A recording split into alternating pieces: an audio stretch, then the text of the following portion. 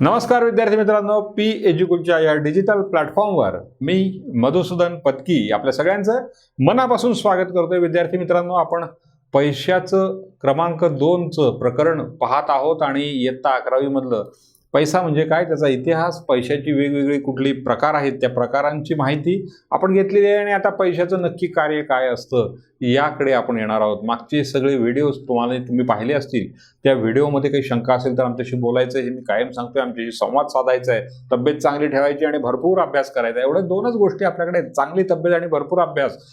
आमच्याशी संवाद हा तर विषय नक्कीच आहे, पण दोन गोष्टी तुम्हाला तुमच्या घरी करण्यासारख्या आहेत, त्या म्हणजे भरपूर अभ्यास करायचा आणि तब्येत चांगली ठेवायची। तर विद्यार्थी मित्रांनो, आपण तिसऱ्या जे महत्त्वाचं कार्य आहे पैशाचं त्या टॉपिककडे येतोय आणि तो टॉपिक जो आहे तो पैशाची कार्य। एकूणच पैसा कशा करता आपण कमवत असतो, पैसा आपण आपल्याजवळ का ठेवत असतो, बाळगत असतो, तर पैशापासून, पैशाच्या साहाय्याने, विनिमयाचं माध्यम म्हणून, मूल्य संग्रहणाचं साधन म्हणून आपण पैसा का आपल्याजवळ ठेवत असतो, तर आपल्या काही ज्या विविध गरजा असतात त्या गरजा आपल्याला पूर्ण करायच्या असतात आणि त्या गरजा किंवा वस्तू जर काही आपल्याला घ्यायच्या असतील तर आपल्याला काहीतरी देवाणघेवाण करावी लागते आणि ही देवाणघेवाण करण्याचं महत्त्वाचं जे साधन आहे, सर्वमान्य साधन आहे, आपण पाहिलेलं आहे। वॉकर यांची व्याख्या पाहिली आहे, क्राउथर यांची व्याख्या पाहिलेली आहे। या व्याख्यांमध्ये आपण सगळ्यांना मान्य असणारी जी गोष्ट आहे आणि ज्याच्यामुळे विनिमय होण्यामध्ये सोपेपणा, साधेपणा येतो, अशी जी कुठली गोष्ट असते ती म्हणजे पैसा असते। आणि विद्यार्थी मित्रांनो, आपल्याला हा पैसा आवश्यक असतो। आपण घरातून बाहेर पाऊल टाकलं की आपला मीटर पडलेला असतो, म्हणजे आपल्याला बाहेर गेलो, आपण पेट्रोल भरलं, पैसे द्यावे लागतात, हवा भरली टायरमध्ये, पैसे द्यावे लागतात, आपण चहा पिला, पैसे द्यावे लागतात, हॉटेलमध्ये गेलो, काही खाल्लं, पैसे द्यावे लागतात, आपण पेन, पेन्सिल, पुस्तकं विकत घेतली, आपल्याला पैसे द्यावे लागतात, आपण मोबाईल करता नेटपॅक खरेदी केला, ती सेवा आहे आणि ती सेवा आपण विकत घेतो तेव्हा पण पैसे द्यावे लागतात।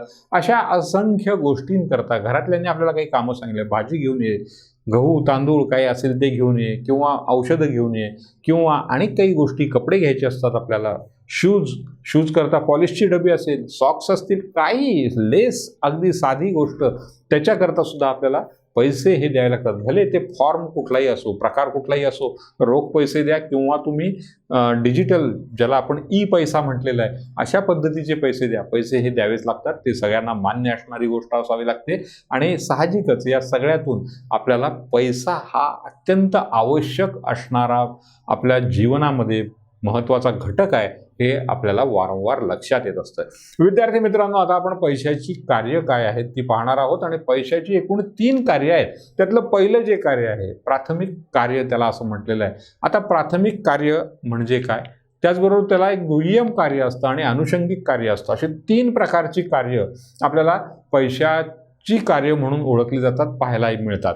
आता हे प्राथमिक कार्य जे आहे, पहिलं अगदी मुख्य मूळ कार्य जे आहे ते आहे, प्राथमिक कार्यामधलं पहिलं कार्य जे आहे ते विनिमयाचं माध्यम म्हणून पैशाचं सगळ्यात महत्त्वाचं कार्य आहे।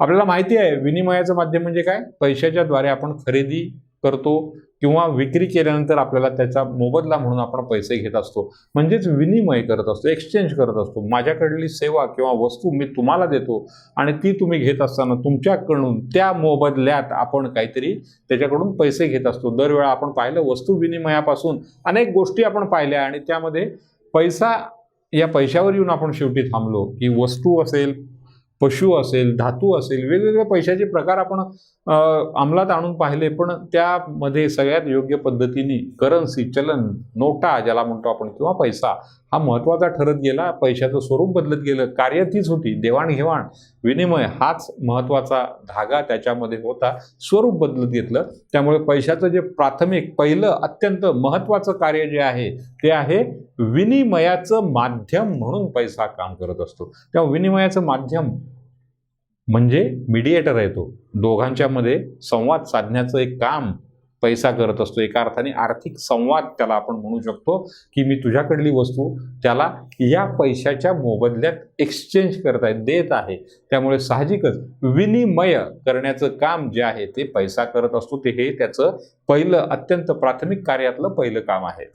दुसरं जे आहे ते हिशोबाचे परिमाण किंवा मूल्यमापनाचं साधन ज्याला म्हणता येईल आपल्याला, की मूल्यमापन करायचं एखाद्या वस्तूचं किंवा सेवेचं किंमत आपल्याला जर काही पैशात आपण विचारत असतो आणि सांगितलं जातं, आपण मागे म्हणलं तुम्ही विंडो शॉपिंग ज्याला म्हणतात, की बाहेर चांगल्या प्रकारचे कपडे लावलेले आहेत, शूज लावलेले आहेत, बेल्ट लावलेले आहेत आणि त्याला एक टॅग केलेला असतो, किंमत ही त्याला जोडलेली असते. 100 रुपयाला, 200 रुपयाला, 500 रुपयाला. सुंदर आपल्याला एक जॅकेट दिसलं 1000 रुपयाला आहे. म्हणजेच वस्तू किंवा सेवांची किंमत जी आहे ती पैशात आपण व्यक्त करत असतो. 100 रुपयाला हा शर्ट आहे, 500 रुपयाला ही पॅन्ट आहे, 1000 रुपयाला हा मोबाईल आहे, 10,000 रुपयाला ही गाडी आहे.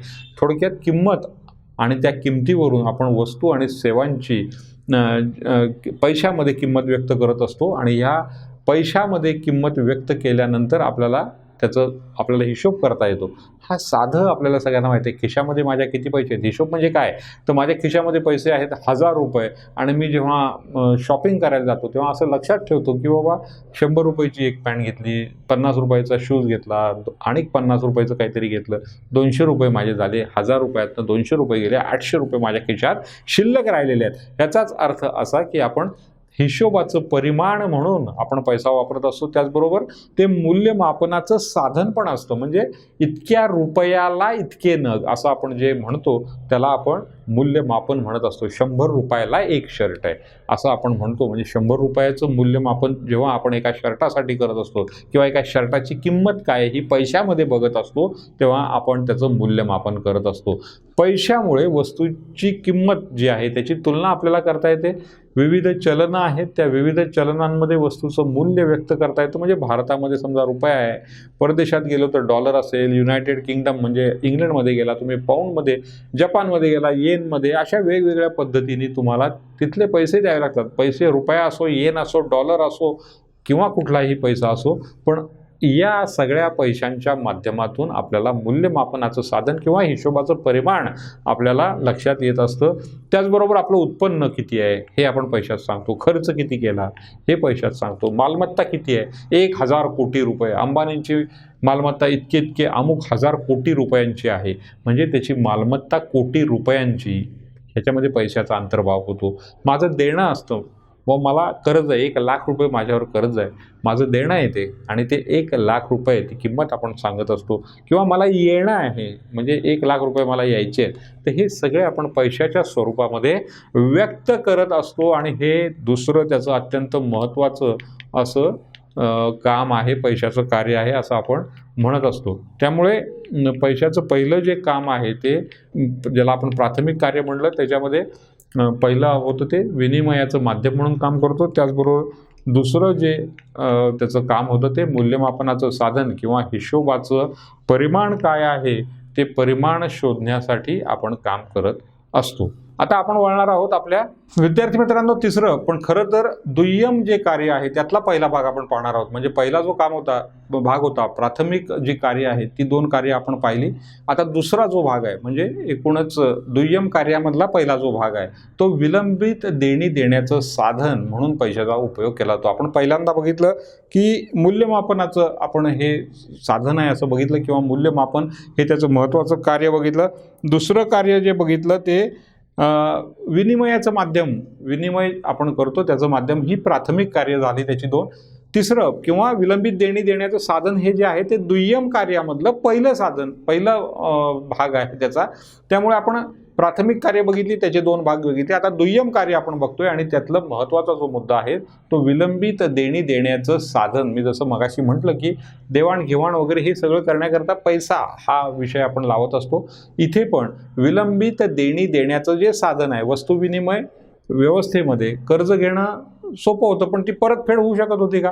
मी एखादं वस्तू घेतली आणि त्याची परतफेड करायची आणि माझ्याकडे दुधाचं उत्पादन होतं आणि मला दूध द्यायचं आहे आणि त्याच्या अगेन्स्ट मला गहू घ्यायचे तर गहू तर टिकतील पण दूध टिकणार आहे का? 2-3 दिवसानंतर मी तुम्हाला हे पैसे देत राहतो असं म्हटलं तर आणि माझ्याकडे दूध जे आहे ते मी म्हटलं बाबा माझ्याकडे 50 लिटर दूध आहे घेऊन टाकतो आणि ते माझं कर्ज आपण फेडण्याचा प्रयत्न करू.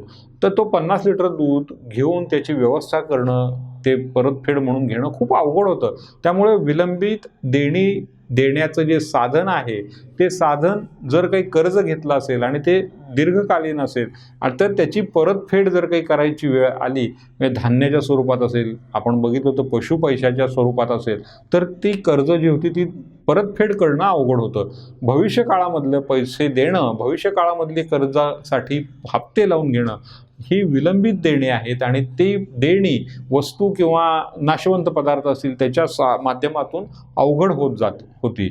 आता पैसे निर्माण झाल्यामुळे जी देणी आहे दीर्घकाळामध्ये, भविष्यकाळामध्ये आपल्याला जे पैसे द्यायचे आहेत ते देण्यासाठी हे साधन अतिशय उपयुक्त ठरलं आणि त्याचं जे दुय्यम कार्य आहे की विलंबित देणी देण्याचं साधन म्हणून पैशाचा वापर केला जाऊ लागला. पैशामुळे कर्ज देणं, कर्ज घेणं सोपं गेलेलं आहे आणि पैशाने कर्ज देण्या-घेण्याची समस्या सोडवलेली आहे. दुसरा त्यातला जो भाग आहे दुय्यम कार्यामधला तो मूल्य संचयनाचं साधन म्हणून वापरलं. म्हणजे पैसा मूल्य संचयाचं काम करतं. पैसा हा वर्तमान काळामधल्या गरजांची पूर्तता करत असतो. मला आत्ता जी गरज आहे ती तर पूर्ण करतं, त्याचबरोबर भविष्य काळातली गरज पण पूर्ण करण्यासाठी ते पैशाचा संचय, साठा केला जाऊ शकतो आणि हा साठा करणं म्हणजेच बचत करणं. आपण शिकलेलं आहे. तर लॉर्ड केन्स यांच्या मतानुसार पैसा वर्तमान काळ आणि भविष्य काळ ह्यांच्यामधला दुवा आहे असं ते म्हणतात. फार महत्त्वाचं वाक्य आहे. पैसा काय आहे? वर्तमान काळ म्हणजे आजचा आणि भविष्य काळ म्हणजे उद्या परवापासून सगळा. तर याच्यामधला दुवा कोण आहे? तर तो पैसा आहे. कारण मी आत्ता माझ्या गरजा तर पूर्ण करतोच, पण भविष्य काळातल्याही गरजा पूर्ण करण्याच्या दृष्टीने मला पैशाचा वापर करता येतो, साठवून ठेवता येतो, संचयन करून ठेवता येतं. म्हणून संचयनाचं साधन म्हणून पैसा पाहता येतो. तिसरं जे काही महत्त्वाचं कार्य आहे त्याचं ते आहे मूल्य हस्तांतरणाचं साधन म्हणून त्याचा वापर केलो. म्हणजे काय होतं? पैशामुळे एका व्यक्तीकडून दुसऱ्या व्यक्तीला एका जागेवरून दुसऱ्या जागेवर काही मालमत्ता विकत घेतली तरी त्याचं हस्तांतरण करता येऊ शकतं. म्हणजे काय की स्थावर मालमत्ता आहे, जमीन जुमला आहे, इमारत आहे, ती मी साताऱ्यात बसलो आणि समजा मुंबईची जमीन मला खरेदी करायची आहे, तर मी इथे साताऱ्यामध्येच आम्ही दोघं जण बसूनही पैसे त्याला ट्रान्सफर होऊ शकतात. एका ठिकाणची खरेदी मी दुसऱ्या ठिकाणी, आपण आता तर सगळं तुम्ही बघताय की ऑनलाईन मार्केटिंग जे आहे ते जगातल्या सगळं मार्केट एवढं मोठं झालेलं आहे की त्याला सीमारेषाच राहिलेली नाही. जगात कुठेही कुठनंही कोणीही व्यापार करू शकतं, कोणीही त्याचा ग्राहक असू शकतो, उत्पादक कुठेही असू शकतो आणि ते मूल्याचं मात्र हस्तांतरण. मूल्य म्हणजे काय? किंमत. आपण पाहिलं की मी पेन विकत घेतला, पार्करचा एक खूप सुंदर पेन विकत घेतला, 10,000 रुपये किमतीचा घेतला. तो मी साताऱ्यात बसून पैसे, पार्कर कंपनी आहे त्याला पेड करू शकतो आणि त्यामुळे माझ्याकडे असणारी पैसा जो आहे तो मूल्य हस्तांतरणाचं साधन म्हणूनही काम करत असतो. तेव्हा विद्यार्थी मित्रांनो, आपण हे 3 गोष्टी महत्त्वाच्या आहेत त्या पाहिल्या. मूल्य हस्तांतरण पाहिलं आपण, मूल्य संचयन पाहिलं आणि आपण आता पाहणार आहोत तो स्थूल आर्थिक चलाचं जे माप आहे ते मापन कसं केलं जातं. आता स्थूल आर्थिक चलांमध्ये काय येतं की स्थूल राष्ट्रीय उत्पन्नासारख्या गोष्टी, एकूण बचत, देशाची एकूण बचत असेल, एकूण देशाची गुंतवणूक असेल, यासारख्या स्थूल आर्थिक चल ज्याला म्हणलं जातं, तर हे स्थूल आर्थिक चल आहेत. हे महत्त्वाचे मुद्दे आहेत आणि यांची मोजदाद जी आहे ती मौद्रिक चलनाच्या माध्यमातून करता येते. म्हणजेच पैशाच्या मौद्रिक माध्यमाचं स्वरूप काय आहे? तर पैसा आहे. तर त्या पैशाच्या माध्यमातून आपल्याला आर्थिक उत्पन्न किती आहे, एकूणच गुंतवणूक किती आहे, GNP ज्याला म्हणतो ग्रॉस नॅशनल प्रॉडक्ट, स्थूल राष्ट्रीय उत्पन्न किती आहे, एकूण गुंतवणूक इन्व्हेस्टमेंट किती आहे, या सगळ्याचा विचार आपल्याला पैशामुळे करता येतो. अर्थसंकल्प बांधणी म्हणजे कुठल्या क्षेत्राकरता किती पैसे आपण वापरायचे याची बांधणी, त्याच्या पद्धतीचं एक नियोजन आपल्याला त्यामध्ये करता येतं. कर आकारणी आपल्याला करता येते. या सगळ्यासाठी पैसा हा अतिशय महत्त्वाचा आहे. बजेट इतक्या 1000 कोटी रुपयाच्या तुटीचं बजेट असं आपण म्हणू शकतो. त्यामुळे किंवा कर संकलन किती झालं तर इतके लाख कोटी किंवा इतके कोटी रुपये कराचं संकलन झालं असं म्हणू शकतो. त्यामुळे स्थूल आर्थिक चलांचं जे माप आहे त्या चलांच्या मापासाठी पण या गोष्टीचा अत्यंत, पैशाच्या संकल्पनेचा अत्यंत महत्त्वाचा उपयोग होत असतो. आता याच्यानंतर आपण पाहणार आहोत तो अतिशय महत्त्वाचा मुद्दा पाहणार आहोत. विद्यार्थी मित्रांनो, काळा पैसा ही संकल्पना आपण पाहणार आहोत. थोडक्यात ही संकल्पना आपल्याला बघायची आहे. उत्पन्नावरचा कर न भरल्यामुळे काळ्या पैशाची निर्मिती होत असते. माझं उत्पन्न समजा करपात्र आहे, 1000 रुपये माझं उत्पन्न आहे आणि त्यातले 100 रुपये मला कर म्हणून द्यायचे आहेत. हे करपात्र जे पैसे आहेत 100 रुपये, कर द्यावा लागणार आहे, हा जर काही पैसा मी दिला नाही, सरकारला जमा केला नाही, तर तो पैसा बेकायदेशीर पैसा आहे असं म्हटलं जातं.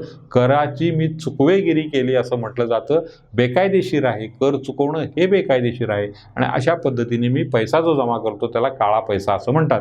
काळ्या पैशामुळे भ्रष्टाचार वाढतो, लाच, काळा बाजार, साठवणूक इत्यादी प्रकार जे समाजाच्या आरोग्याला घातक आहेत अशा पद्धतीचे प्रकार होताना पाहायला मिळतात.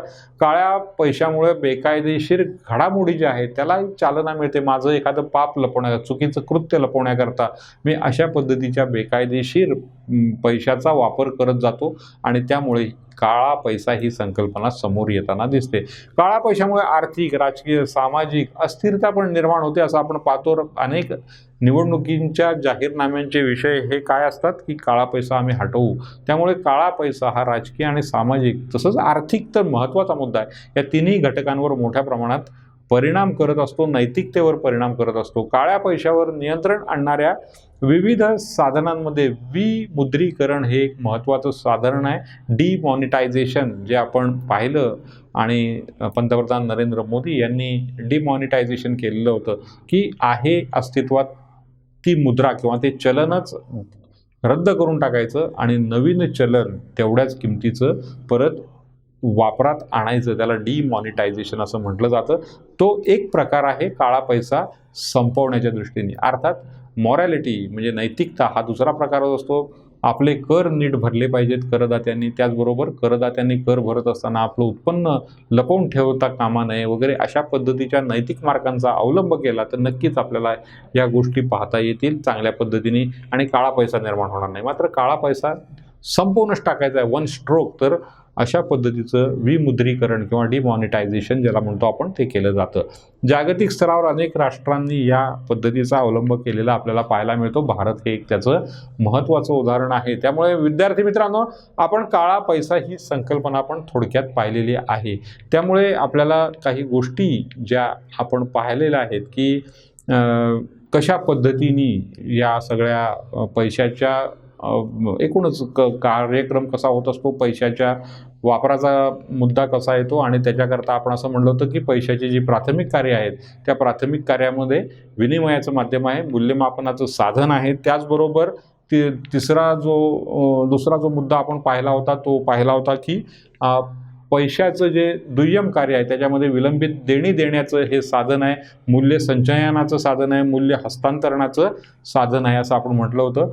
त्याचबरोबर अनुषंगिक कार्य जी आपण पाहिली होती त्या अनुषंगिक कार्यामध्ये प्राध्यापक किनले यांच्या मतानुसार आधुनिक काळामध्ये पैसा हा प्रत्येक आर्थिक व्यवहारात महत्त्वाची भूमिका पार पाडत असतो. त्यामुळे राष्ट्रीय उत्पन्नाचं मापन जर काही करायचं झालं तर आपल्याला यामध्ये पैशाच्या माध्यमात करावं लागतं. उदाहरणार्थ खंड, वेतन, व्याज, नफा वगैरे ही जे प्रकार आहेत ते राष्ट्रीय उत्पन्नात येतात आणि आपल्याला ते मोजायला लागतात. पतपैशाचा आधार जो आहे राष्ट्रीय बँका या पतपैसा निर्माण करत असतात आणि पतनिर्मितीसाठी पैसा हा अतिशय महत्त्वाचा असतो आणि तो त्या रोखतेचा आधार असतो.